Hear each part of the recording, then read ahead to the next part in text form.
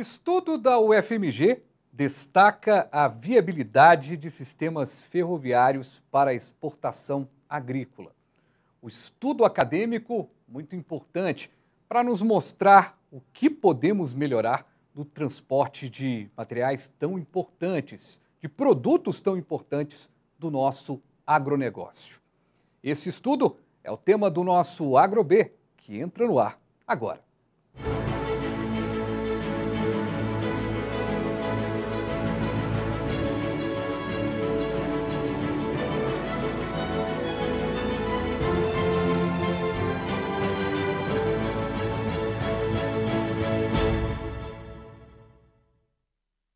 Que bom!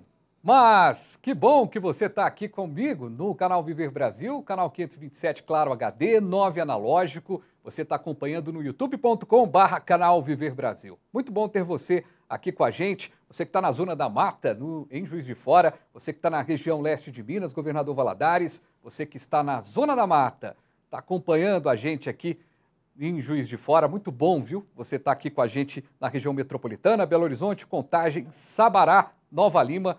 Muito bom ter você acompanhando o nosso programa e hoje a gente vai falar sobre uma pesquisa importante. O tema ele é mais complexo, mas a gente vai tentar aqui passar para você da maneira mais simples e quem, claro, vai simplificar isso para a gente, tem a manha nisso, é o professor pesquisador William Costa, pesquisador da UFMG.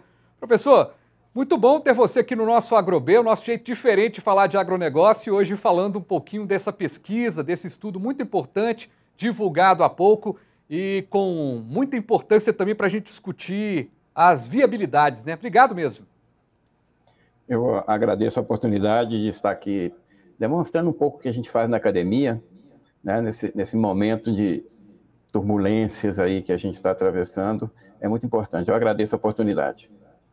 Professor, para a gente começar a discutir um pouquinho sobre essa viabilidade, no estudo que vocês trazem, você começa a fazer um panorama, né, do que era o nosso transporte, o que ele pode acontecer. A linha ferroviária, ela pode ser e muito melhorada com essas novas possibilidades, os novos caminhos. E a nossa produção agrícola, a exportação agrícola, passa pelos trilhos? Olha, contextualizando um pouquinho, o Brasil hoje ele é o quarto produtor, maior produtor e o segundo maior exportador de grãos do mundo.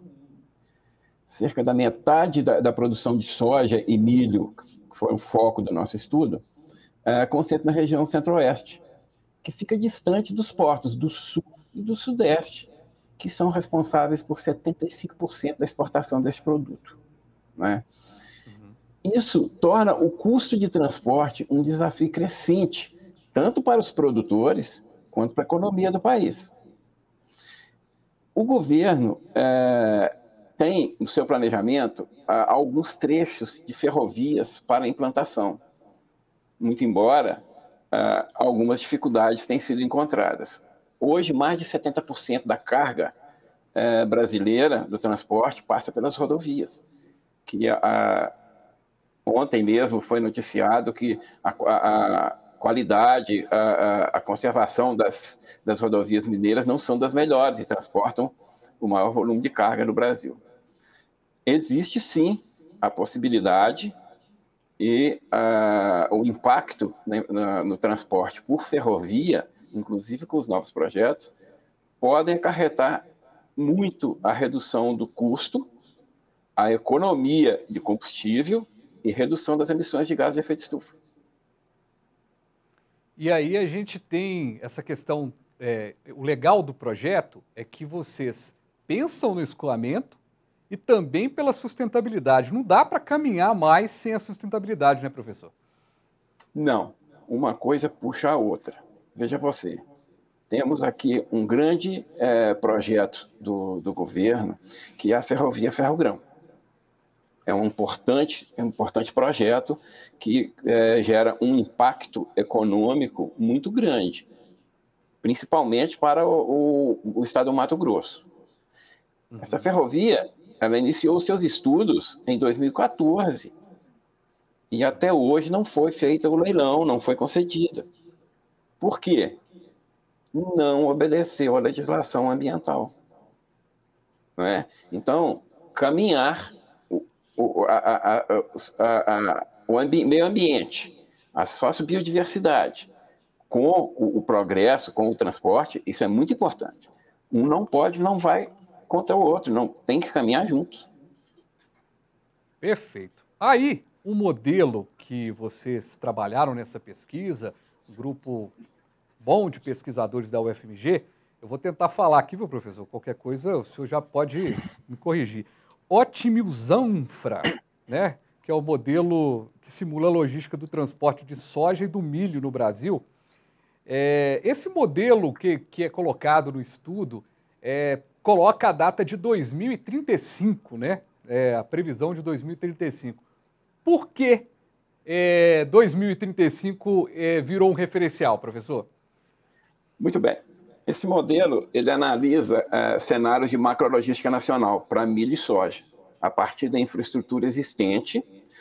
Este ponto de partida, o existente, é 2017. E o 2035, porque para simulações de cenários futuros, este tempo é um tempo adequado. Tá? Poderia fazer para 2050, mas acontece que o meio ambiente ele não tem um padrão, principalmente com o que está acontecendo hoje, a degradação ambiental, a alteração no regime de chuva, e isso está acarretando diretamente a diminuição da produção agrícola. Então, 2035 foi uma data que nós encontramos adequada para ser o limite. Né? E esse modelo, que otimiza a infra mesmo, é a otimização da infraestrutura, né? Que simula a logística e o transporte no Brasil. Né? A gente tem nós trabalhamos com dois cenários. Tá?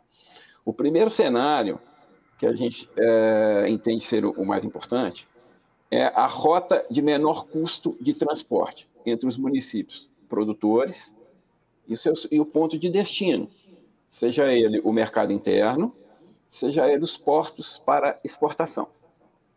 O outro cenário é um cenário que a gente chama de atual ou distribuído, ou seja, não é o caminho de menor custo para a exportação, é o caminho de menor custo para o município que efetivamente foi enviado a carga.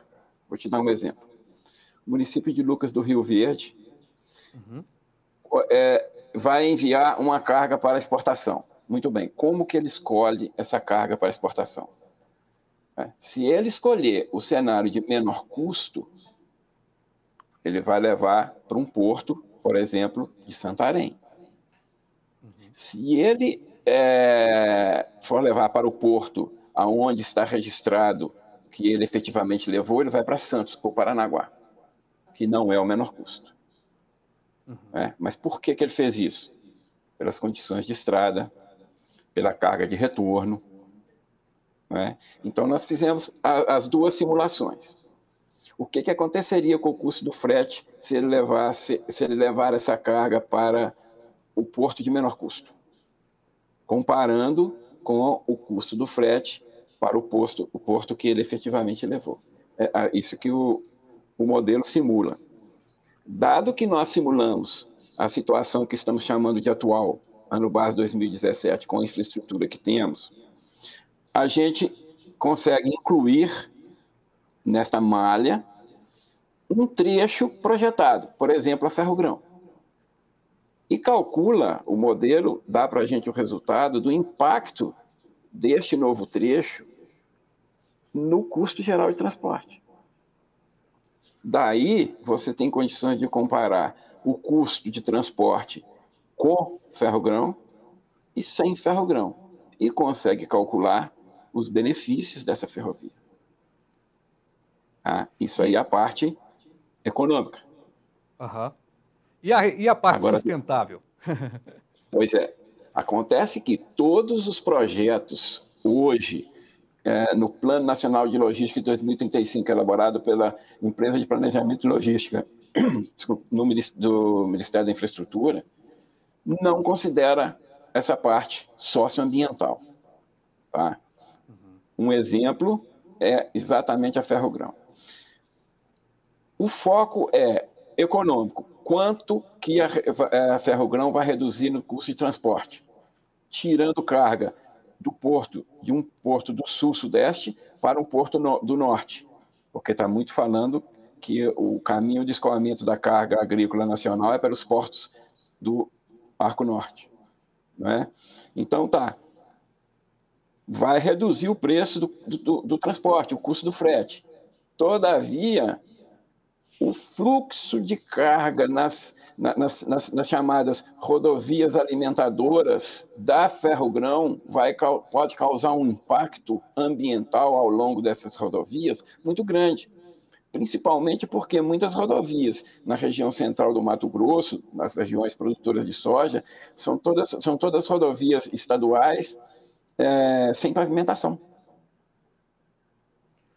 Então, o aumento do trânsito de caminhões pode acarretar um dano ambiental muito grande e forçar a pavimentação dessas estradas, elevando, assim, o preço da terra na região, e aí influenciando a economia regional.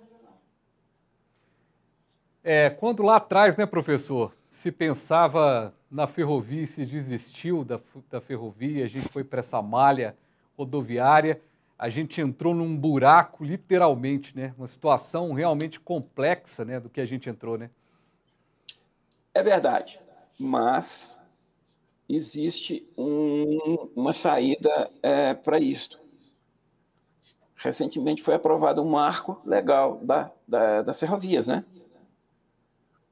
E aí entra um outro estudo, né? Um outro item deste mesmo estudo, aliás, que é a competição entre os trechos projetados. Um exemplo claro, que foi notícia nos últimos meses, com a promulgação do Marco Legal das Ferrovias, a companhia Rumo Logística assinou junto ao estado do Mato Grosso um contrato para a construção de um trecho que a gente está chamando de Rumo Trecho Norte, Malha Norte, que vai ligar exatamente o centro do Mato Grosso, ou seja, a ponta da Ferrogrão, até a malha da mesma Rumo que liga a Santos.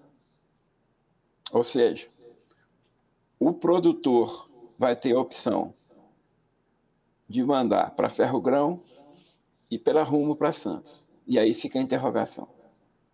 Vai para onde? Pois é. Não é? Que interrogação, né? Que interrogação. E aí você olha no todo, com a visão sistêmica, você percebe que, primeira coisa, Ferrogrão tem um projeto, no planejamento da Ferrogrão, uma carga anual de 40 milhões de toneladas. Tá? Subindo. Muito bem. Esses 40 milhões de toneladas vão afetar muito os portos do Arco Norte. Exemplo, o Porto de Santarém, em 2017, ele embarcou 13 milhões e 500 mil toneladas de soja e milho no ano 2017. Se houvesse a Ferrogrão, ele poderia exportar 23 milhões de toneladas. São 10 milhões de toneladas a mais. Aí vem a pergunta. Ele comporta? É necessário uma ampliação do Porto de Santarém? Qual é o impacto que esta ampliação pode causar no meio ambiente naquela região? Então, professor, tem essas perguntas a ser resolvidas. Essa pergunta eu quero deixar para a gente continuar a conversar no segundo bloco e que eu quero entender também um pouco mais sobre essa linha para o transporte dos alimentos. Qual que é esse buraco que a gente pode sair? A grande pergunta para ir para o intervalo, temos chances ainda, professor? Será que a gente consegue ter caminhos para melhorar? A gente sabe que tem entraves aí, tem situações de regularização aí paradas até hoje, né? Exatamente por questões ambientais, questões burocráticas, mas teremos caminhos para consertar essa rota que meio que ficou dificultada? A gente vai discutir isso, só que no nosso intervalo agora você acompanha, tem muita coisa bacana, muitas informações importantes e a gente volta já já.